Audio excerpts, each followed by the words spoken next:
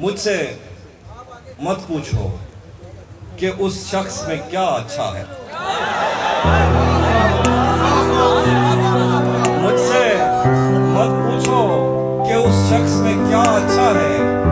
अच्छे अच्छों से मुझे मेरा बुरा अच्छा है।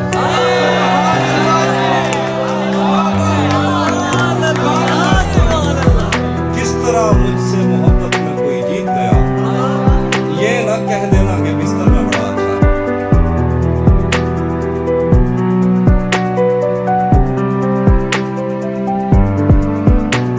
अब मजीद उससे ये रिश्ता नहीं रखा जाता। वज़न शेर लिखा है। अब मजीद उससे ये रिश्ता नहीं रखा जाता जिससे एक शख्स का पर्दा नहीं रखा जाता। अब मजीद उससे ये रिश्ता नहीं रखा जाता जिससे एक शख्स का पर्दा नहीं रखा जाता। शेर लिखा है। एक तो बस में नहीं तुझसे मोहब्बत ना करूं, एक तो बस में नहीं तुझसे मोहब्बत ना करूं, और फिर हाथ भी हल्का नहीं रखा जाता।